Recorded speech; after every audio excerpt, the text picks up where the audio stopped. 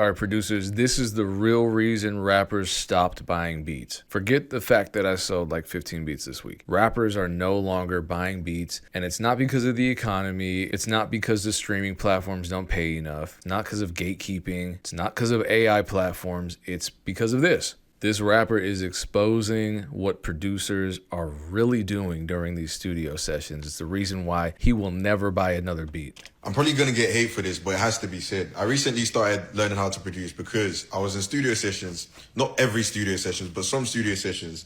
And what a producer would do would be go on Splice, find a melody sample, put it on Logic. Go on Splice again, find a drum loop, put it underneath it. I'm already skeptical because he said Logic and not FL.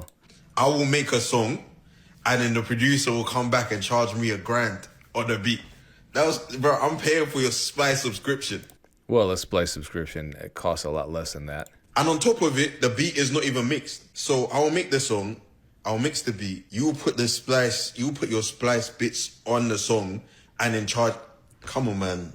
Let's be real, man. So me, I'm thinking, you know what? Let me take that same grand, go to school, learn the music theory, come back and learn how to produce for myself. It's just smart. Personally, what I think a good producer is somebody that understands music theory, somebody that can play an instrument is an added bonus, somebody that has years understanding the industry, somebody that understands music in it. Hold on a second. I don't disagree with his description of what a good producer is. Let me shut up. Hold on. Let's finish the video. In itself, not just somebody that is taking bits from here and there, bro. Anybody can make a drum loop. You know what I'm saying?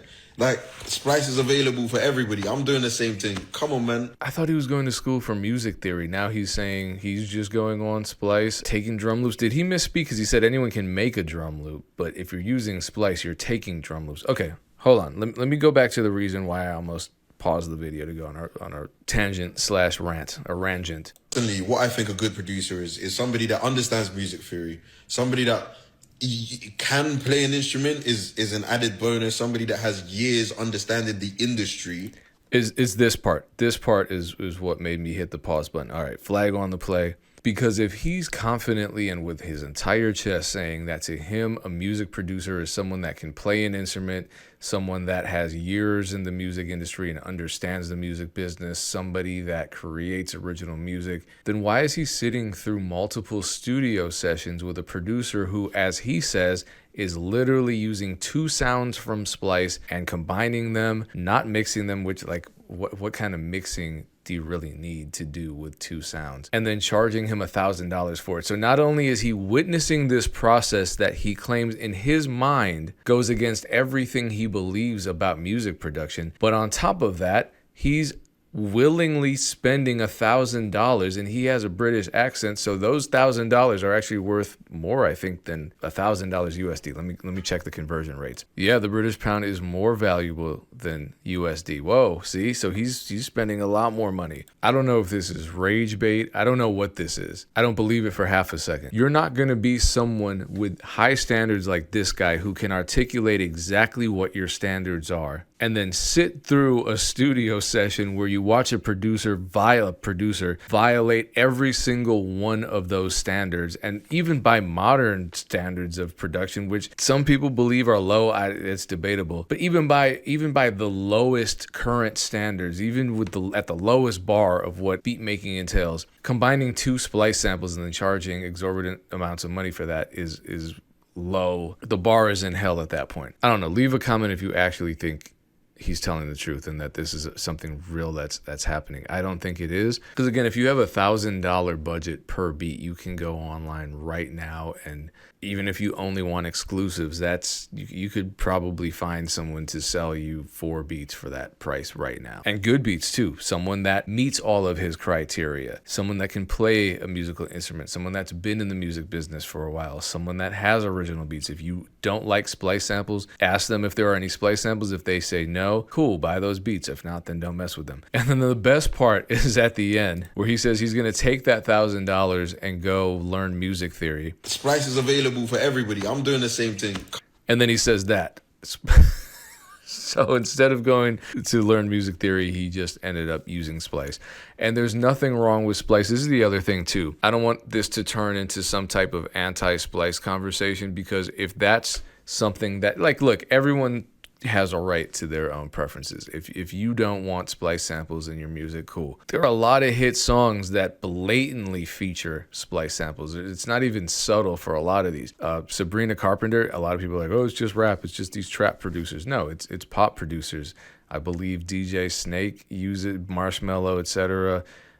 Uses Splice samples. It's crazy in the EDM world. A Justin Bieber and Lil Dicky song. I'm glad that they brought up Kill Shot by Eminem, because I interviewed Doughboys Music, shout out to them, about that particular record and how, because it was a Splice sample, it was royalty free, they didn't get any equity in the song. The Drake record, Circadian Rhythm, off of 100 gigs, didn't just feature one Splice sample, it featured several. Not just this Capson Pro Audio sample here, but also several samples from the same pack called Reconnecting. And I knew when I heard it, I was like, that sounds so familiar, because I'm pretty sure I have that on Splice as well. I don't know, man. I don't think anything in that video was particularly true. I don't think producers are doing that. Certainly not in front of a rapper and then turning around and charging them $1,000, and then the rapper's actually paying that $1,000. Nah, the more I think about it, that didn't happen. Now, here's a real reason why I think a lot of rappers aren't buying beats. It's because they don't feel like they can make a profit from their music, because they don't feel like their music is viable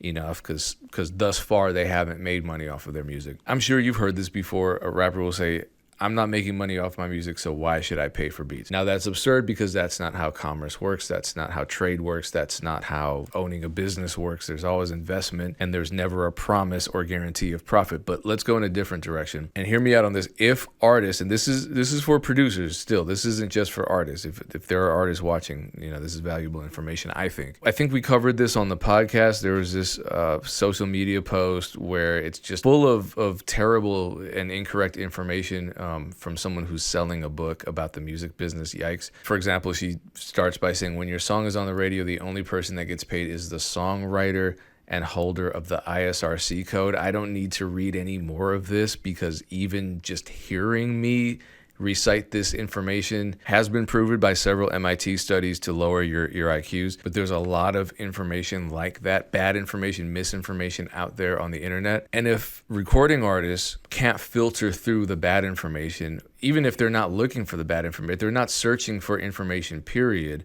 and they're not learning about branding and community building, then they're not going to see progress, they're not going to see profit, and therefore they're going to be much less likely to want to invest in your beats. I have rappers contact me all the time, and they're like, okay, what should I be spending my money on? I finally have $1,000, $5,000, $10,000. How do we make a hit song? And it's like, I don't recommend spending any money, honestly, on anything unless you're trying to buy, I don't know, lighting, or you're trying to buy a home studio if you don't have one already. Any artists that are interested in buying my beats, I want them to succeed. Not just because, there's money in it for both of us, but because when their careers prosper, when more artists' careers prosper, then that's better for the producer community, because we're all a part of the same ecosystem.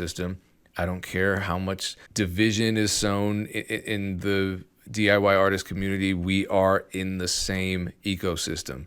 If the recording artists over there are winning, then the producers over here are winning, the engineers over there are winning, the videographers over there are winning. So if I, as a producer, can give good advice to these artists that I'm working with, and I can potentially assist them in building their brands and their revenue models, then that's kind of a selfish act. It helps them, but it'll help me theoretically, unless they decide to switch up and never work with me again. But they probably are going to come back and continue working with me on beats, exclusives, custom, etc. So as a producer, it's really, really, really useful to you to learn everything you can, not just about the music business, not just about intellectual property, but about branding and marketing. And a lot of those skills are transferable. So you, as a producer, I'm encouraging you to build up your brand, have a content strategy, tell a story, build a community. A recording artist should be doing those same things. Everyone loves praising people like La Russell because they've built these micro communities, and you look around and say, oh, direct to fan this and that, but then they don't put it into practice. So this is what I'm saying. Learn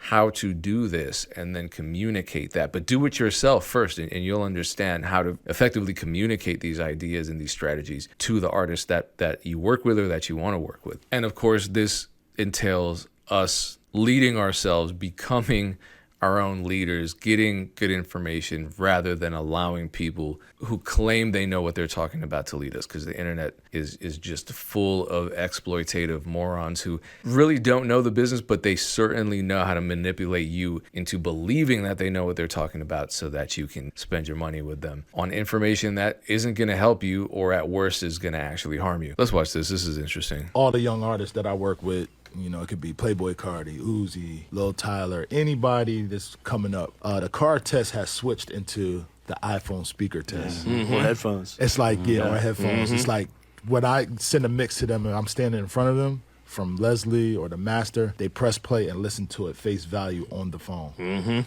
It kills me. One thing he said was Leslie or the master. Now, these are amazing engineers, right? Legendary engineers. So it's important to make note of the fact that the engineers that are mixing these songs that they're testing in non-conventional speaker systems are already going to be amazing because of the person who mixed them. It kills me. And I love Apple, but Apple's a technology company. It's not a music company. Facts. To me, my opinion. To everybody. When I see them listen to it and they tell me something's wrong, I was like, it's no possible way you can hear this is wrong. There's no That's way. how they hear it, yeah. How you feel about that? I don't know if you've had people do the Apple phone test. Yeah. I mean, but what I do before them. So I just stream it from my DAW straight to the iPhone. Okay. Yeah, so and then I'll just sit the iPhone there and I'll just mix. And I mean, you can do that with your phone too, with CarPlay. Honestly, my thing is this. If you're good at mixing and your ear is trained based on whatever it is that you're mixing with, your mixes are going to be good. Some people's ears are trained on iPhone. Some people's ears are trained on HS8. HS8. Say that 5 times fast. HS8 monitors. Some people prefer the car test. I don't know why. I prefer the car test. I'll mix, obviously, in my studio. I have HS8s. I have BX5s, I have headphones, but for some reason my ears just hear everything in my car, and I guess my car system is standard enough that I know that if it sounds good there, it's going to sound good everywhere. Listening on a phone helps too. It just comes down to the ears and the person who the ears are attached to. But there are now all these plugins that will simulate different listening environments, including a car test. And look, truth be told, I didn't search that hard. I know there are a ton of plugins out there that can emulate different mixing environments. However, most of them are, I don't know if I want to call them pricey, but they're for sale. So this I found, it's just called Car Test, and it's free. So they're absolutely not sponsoring this video or paying me or anything. I'm just curious I just found this, so I haven't even used it yet. It looks like it's